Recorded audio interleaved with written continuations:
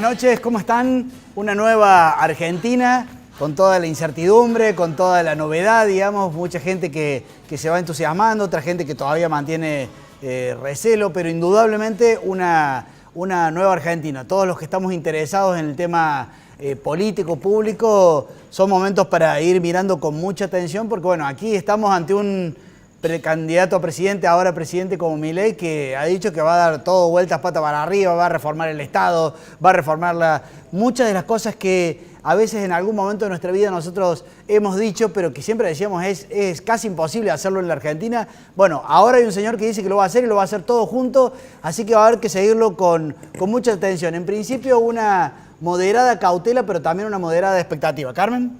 Para mí tenemos una gran oportunidad como argentinos, como cordobeses. Por ejemplo, el tema que hoy vamos a abordar es debate o nuevo rumbo del federalismo. Claramente. Para que nuestra Argentina sea un poco más federal, porque el centralismo, todo ese poder acumulado, nos ha resignado a vivir cada vez más en la pobreza a las provincias productivas. Claro, bueno, justamente con el equipo de producción y con Carmen, nos pareció que en el medio de este tembladeral que podemos aportar, como siempre decimos desde Civilitas, y nos pareció que justamente el tema del federalismo es el tema que tenemos que seguir poniendo en la mesa, sobre todo los cordobeses que somos como los representantes del federalismo a nivel Argentina, junto con Santa Fe y alguna otra provincia, para decirle no importa lo que pase, que Argentina sea más federal es una de las grandes soluciones a este país para que no todo se concentre allí en Buenos Aires. Y justo da la casualidad de que unos días antes de la votación, Carmen organizó junto con Civilitas allí en Buenos Aires una muy buena exposición donde hubo realmente gente de primera línea como Diana Mondino, que es actualmente la que está anunciada para ser canciller de Argentina, Osvaldo Giordano, que también está anunciado para ir allí a ANSES.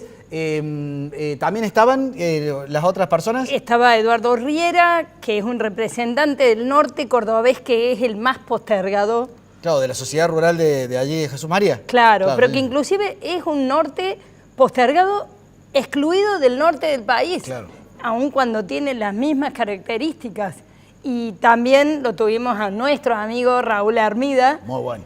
Y a Edgardo Moreno. No, realmente fue un panel espectacular, pero esto no es para hacer un evento lindo. Claro. Es para levantar la voz, poner el dedo en la llaga y empezar a tratar y a trabajar en un tema que sí tiene solución. Claro, bueno, fue un evento tan interesante que en el auditorio, como será, había muy buenos panelistas, pero en el auditorio estaba Horacio Liendo, sí, estaba nuestro especialista en temas impositivos, digamos. O sea, Santiago Sáenz Valiente, realmente era muy importante, fue muy interesante. Lo traemos a colación porque a lo largo del programa vamos a ir mostrando distintos los momentos más destacados de distintas exposiciones, y aquí con Carmen vamos a ir mientras tanto recorriendo el federalismo desde aquí, digamos. Allí todas estas exposiciones son del federalismo a nivel nacional, pero nosotros desde Córdoba vamos a poner la lupa en determinados temas que son importantes. ¿Le parece que vamos al primer video, Carmen? Sí, no agotamos el tema del federalismo, esto es una mirada del federalismo fiscal,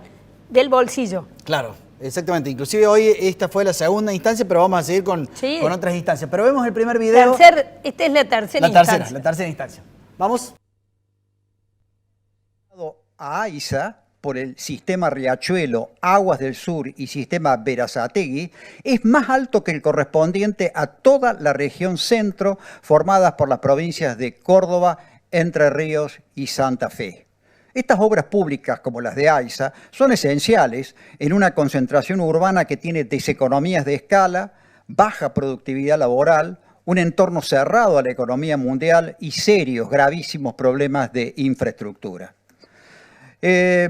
Cava y la provincia de Buenos Aires en conjunto se llevan el 55% del presupuesto y aún así las necesidades de desarrollo de infraestructura son cada vez mayores. Cerrando la economía del interior y manteniendo la concentración de recursos en el AMBA nos conduce a perpetuar esta enorme distorsión poblacional y económica del país que invalida cualquier programa de desarrollo económico con equilibrio regional. Pero hay otro modelo. Es posible otro enfoque en la República Argentina. Ustedes ahí ven un mapa del cono sur del continente americano, ¿no es cierto? Y la gran ventaja de Argentina, que estamos en el centro geográfico de ese cono sur del continente americano, lo que le permite a la Argentina movilizar producciones agropecuarias, mineras y energéticas, entre otras, ubicadas en el interior del continente. 5 países del Cono Sur pueden despachar desde su territorio interior las exportaciones a través del sistema de hidrovías de la Cuenca del Plata, con un bajo costo de transporte y transbordar las cargas desde barcazas a buques marítimos. Y en ese sentido, ya que recibimos, por ejemplo, en el nodo portuario agroexportador de Rosario 120 millones de toneladas actualmente y podríamos recibir 180 fácilmente, existe una oportunidad inmensa para Argentina de agregar valor, convirtiendo los granos en biocombustibles, convirtiéndolos en carnes de distinto tipo, elaborando alimentos, brindando servicios tecnológicos para el manejo de stocks, para el manejo de exportación, para los mercados de futuro, trabajando en conjunto con San Pablo, por ejemplo, ¿no es cierto? Sin embargo, lo notable del caso es que la Argentina sigue enredada en conflictos inútiles con los socios del Mercosur y nuestros socios en el cono sur del continente. El último, por cobrar un peaje sobre la hidrovía, que son monedas al lado del valor agregado que puede convertir y desarrollar la Argentina, recibiendo logísticamente más de 100 millones de toneladas todos los años en los distintos puertos del Paraná inferior, o sea, de la vía navegal troncal que Argentina tiene como gran ventaja comparativa geográfica y que ha desaprovechado sistemáticamente a lo largo de los últimos años, enredados en cuestiones como la de Botnia, como la de, por ejemplo, ahora el peaje que se le quiere cobrar a Paraguay. Monedas al lado de lo que se puede lograr en materia de valor agregado si la Argentina realmente aprovecha la ventaja comparativa de estar en el centro geográfico del sistema hidroviario tal vez más importante del mundo. El nodo agroexportador portuario de Rosario hoy compite con Baton Rouge por ser el primero del mundo. Lo perdió hace poco, bueno, era imposible mantenerlo de otra manera. Argentina Federal, un proyecto pendiente se llama esto y la presentación completa está en nuestro canal de YouTube. Raúl Armida, no te canses nunca de levantar estas banderas porque realmente nos hace proyectarnos. No es solamente un reclamo, no es solamente la tarifa del bondi de la que hemos hablado muchas veces aquí, sino que es realmente un planteo estratégico pendiente no porque hay que planificarlo, sino porque, a ver, córranse, déjennos salir del interior hacia Buenos Aires. Carmen. Bueno, sí, por supuesto, un lujo, porque realmente los argentinos hemos perdido esa visión de largo plazo, mediano plazo, y de alguna manera Raúl Armida siempre tuvo esa mirada a largo plazo, así que es un gusto y una responsabilidad reconocérselo. Aquí tenemos un video ahora de Osvaldo Giordano, que también mete un poquito y justamente nos dice todo esto de que es posible cambiar el esquema actual, que en el Senado no se habla nada porque de alguna manera está implícito, esto no tiene arreglo. Y bueno, sí Osvaldo Giordano nos da algunas pistas. A ver. Las provincias que ponen, digamos, es decir, las cuales los impuestos que pagan los habitantes de esa provincia son más de lo que la nación devuelve, digamos, a esa provincia por las distintas vías. Y ahí uno encuentra algunas cosas que esperaba, obviamente, por ejemplo, Córdoba como una gran perdedora, lo mismo muy parecido a Santa Fe, a algunas provincias de la Patagonia que les pasa lo mismo, que por ahí en valores absolutos las provincias de Patagonia parece como poco, pero en términos relativos es grande porque el tamaño es muy distinto, y una gran perdedora que es también la provincia de Buenos Aires, que por volumen es la más grande. En términos porcentuales, más o menos, es muy oscilante, digamos, muy amplio el abanico de situaciones, pero más o menos estas provincias de lo que ponen reciben un poco más de la mitad, hasta un 80% de lo que ponen. Es decir, tiene una pérdida grande de recursos y lo que se extrae, lo que le extrae la nación respecto a lo que le devuelve, hay una brecha enorme y como les digo, da algunas cuestiones previsibles y otras que uno intuía, como por ejemplo el enorme esfuerzo, digamos, que hace la provincia de Buenos Aires, que prácticamente por ahí cuando se dice, bueno, la provincia inviable, obviamente, digamos, con semejante discriminación, sobre todo por la ley de coparticipación federal, que bueno, tiene toda una historia de cómo se sancionó a fines de la década de los 80 en una particular situación política y llevó a una pérdida enorme en términos de participación. La contrapartida de esto son provincias que aportan mucho menos de lo que reciben y ahí nuevamente hay cosas previsibles, las provincias más pobres del norte, que fundamentalmente está asociado a lo poco que aportan en términos de impuestos nacionales que pagan, y un gran ganador que es la ciudad de Buenos Aires, donde si bien aporta mucho por la cantidad de impuestos que pagan sus empresas y sus habitantes, es enorme, digamos, el gasto que hace la nación dentro del territorio de la ciudad de Buenos Aires, por lo tanto es casi el espejo, digamos, de lo que recibe la provincia de Buenos Aires, es decir, la provincia de Buenos Aires pone, la ciudad de Buenos Aires saca. Y sabemos, bueno, ahí los límites son bastante difusos, con lo cual casi ahí hay una unión. Da para mucho más, el documento está publicado en la página de IDESA como para jugar un poco más con los números, como les digo, en términos absolutos, en términos relativos, da para mucho más, pero ¿qué conclusiones uno saca? Bueno, que hay un país, ¿no?, donde hay como decía Raúl, una enorme fragmentación y donde claramente hay una zona central que pone, y una zona del norte que recibe. Lo interesante, y tal vez por ahí uno trata de destacar, es que las provincias pobres del norte, que son las que supuestamente el resto del país debería tener una solidaridad por su atraso relativo, en realidad no es una región tan grande, es decir, representa aproximadamente un cuarto de la población, en términos de PBI es menor, es decir, no debería ser un problema tan grande ser solidario al resto del país con las zonas más pobres. ¿Por qué digo esto? Porque teóricamente tenemos un mecanismo, la coparticipación, para resolver eso, que es un mecanismo que administra una enorme cantidad de recursos y que lo hace muy mal, cuando en realidad necesitaría un mecanismo mucho más quirúrgico, mucho más puntual. No es tanto el problema del atraso que tienen las provincias del norte como para justificar semejante engendro como es toda la coparticipación y todo el laberinto. Bueno, muy bien. Como verán, muy estructural los planteos que se estuvieron haciendo allí. Y Carmen tiene un aporte para hacer respecto a vivienda.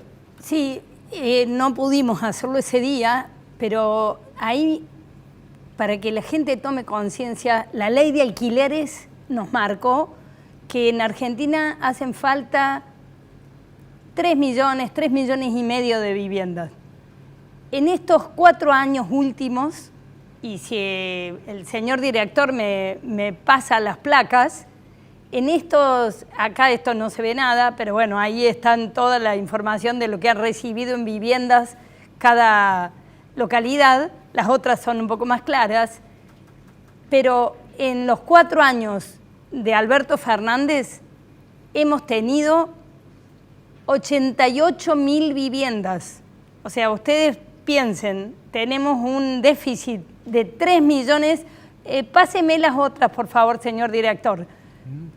Ven, 88.442 viviendas, es todo lo que han hecho.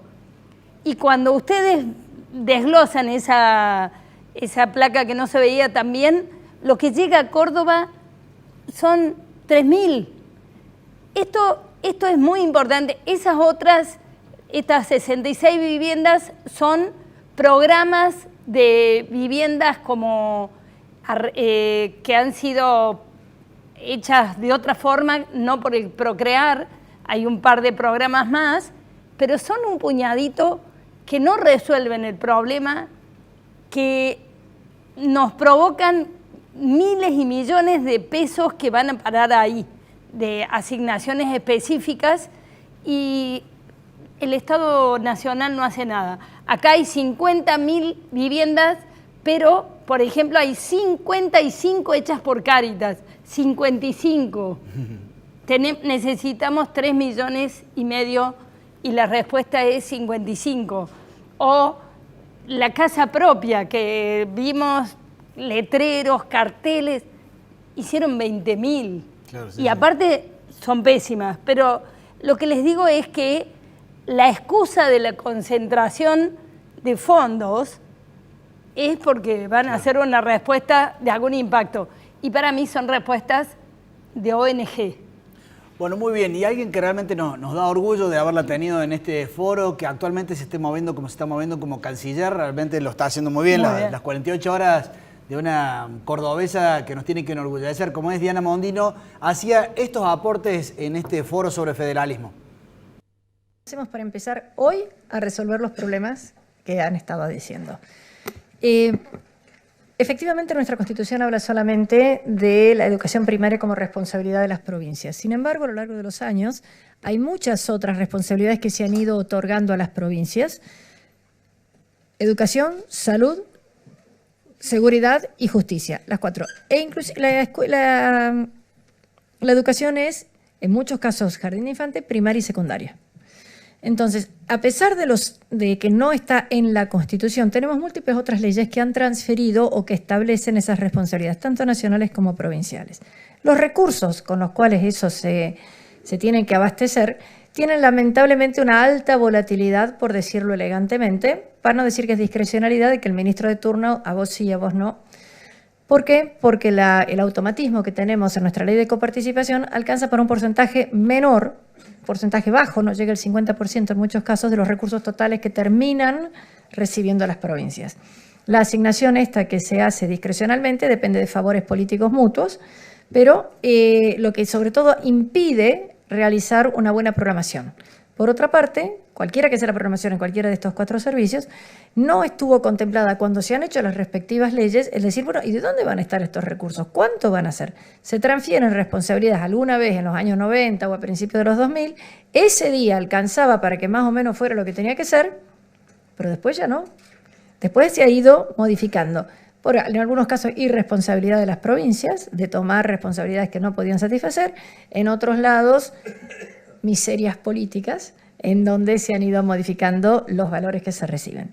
Entonces, una de las cosas que tenemos que hacer es establecer un patrón en donde quede claro, independientemente de que sea un porcentaje automático, pero en que quede cuáles son los recursos disponibles para distintas actividades.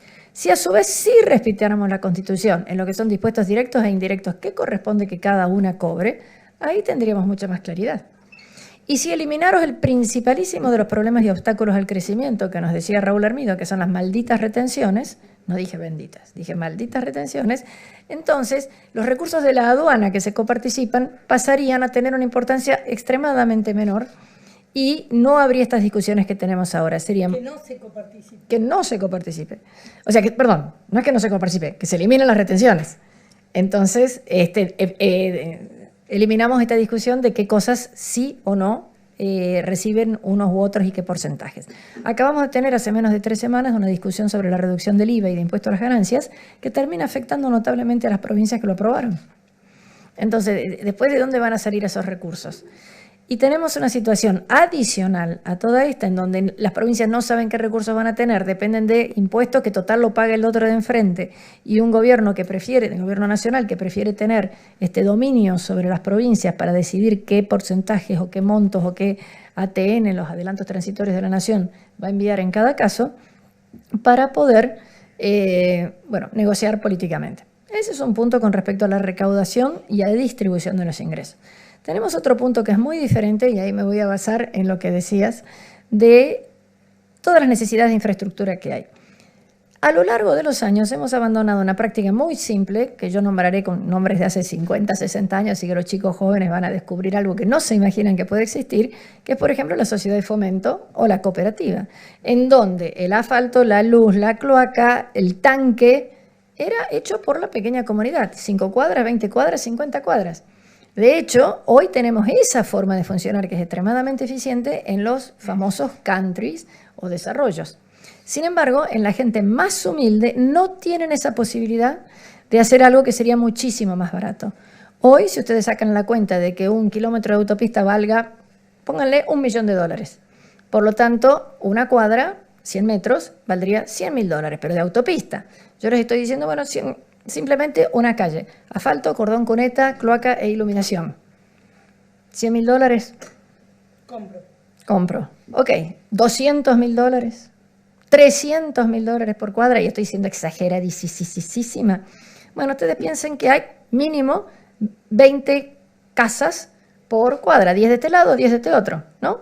Entonces, esa gente con un crédito podría estar pagando y pagaría la totalidad de eso. Pongamos, con $100.000 tengo una cuenta hecha fácil porque 100 es más fácil, pero 100 dividido 20 te da una cifra en donde vos tendrías que pagar $5.000 a lo largo de 10 años, 5 años.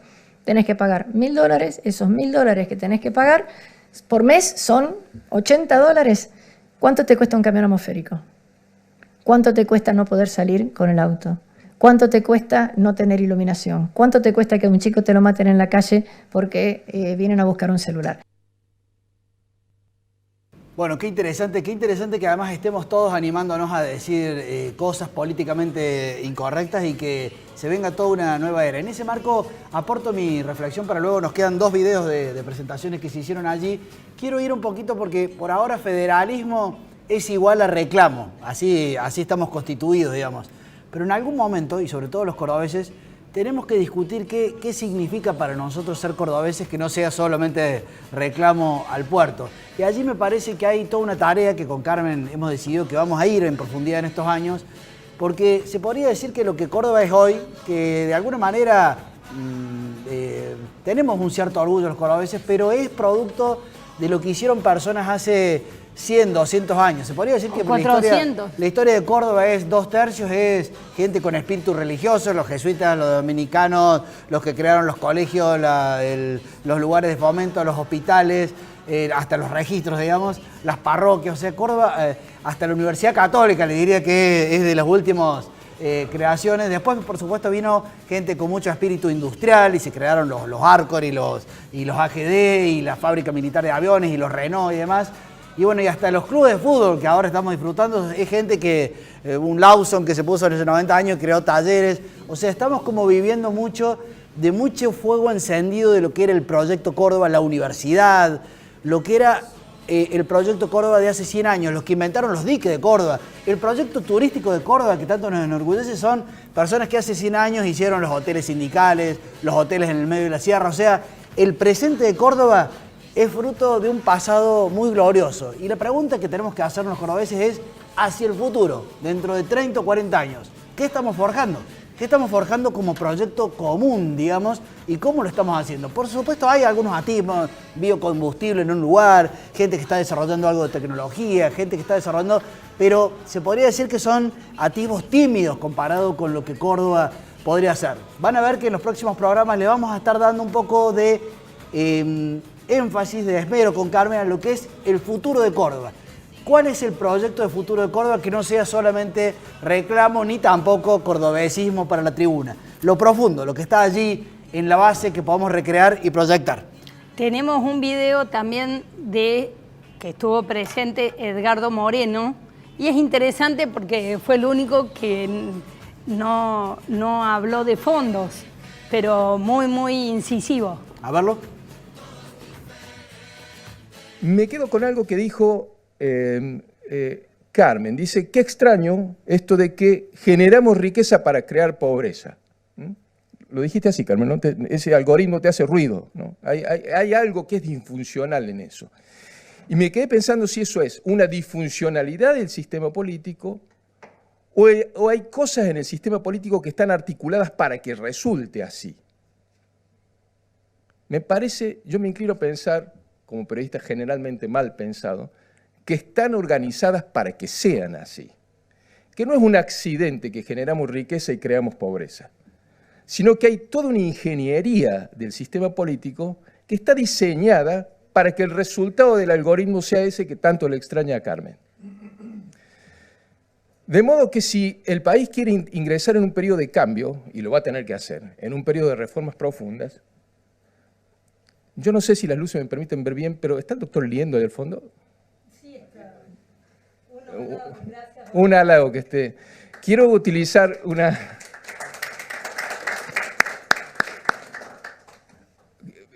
Cuando lo veía, pensaba, quiero utilizar una fórmula. Va a ser necesaria una ingeniería Liendo, que es económica para un proceso de reformas, que es económica, que es jurídica y que es política, integral, si realmente se quiere ingresar en un periodo de reformas profundas, sustentables de largo plazo. Esto fue, creo que la última vez que el país lo experimentó fue en ese periodo, en el periodo de la convertibilidad. Si realmente queremos volver a intentarlo, vamos a tener que articularlo. Y yo sugiero, y con esto termino, 5 líneas de exploración desde la política de cosas que deberían ingresar en la mesa del diálogo, en la mesa de arena del análisis, junto con el federalismo fiscal, porque si no, el algoritmo de generar riqueza para construir pobreza no se va a deconstruir. Nosotros tenemos un régimen electoral que está pensado para que los resultados funcionen así, que está pensado para que el voto termine validando una estructura opositora al cambio, reactiva al cambio, refractaria al cambio. Si vemos el sistema electoral nacional, estamos en esta situación de incertidumbre porque se nos ocurrió hacer un sistema electoral de triple vuelta, único, ¿no? Yo digo de triple vuelta porque son 2 vueltas las que plantea el sistema de balotaje, que además es un sistema de balotaje bastante sui generis, el de la Constitución del 94, no es del 50+1, sino esto que... muy a la Argentina, ¿no? Además le agregamos las primarias, que fueron una suerte de estatalización de los problemas de los partidos políticos que no podían resolver, como organización de la sociedad civil, la selección de una oferta electoral competitiva, y no tuvieron mejor solución que entregarle al Estado la organización de ese proceso. Y va más allá de la cuestión del costo. Si vemos la eficiencia que eso tuvo a lo largo de las elecciones nacionales de la Argentina, vamos a ver que en muchos casos fueron disfuncionales y que algunos de los peores momentos los hemos pasado a raíz de la alta provisión de incertidumbre que las primarias, tal como están organizadas, las PASO, produjeron. Pero eso en el orden federal. Si nosotros vemos el orden completo, los niveles subnacionales y municipales, hemos tenido un año de elecciones permanentes. Hay una progresión al infinito de las elecciones, un altísimo nivel de discrecionalidad en la fijación de las fechas de las elecciones, lo cual no solo que es escasamente democrático, sino que también genera, digamos, una disrupción del funcionamiento de gestión del Estado.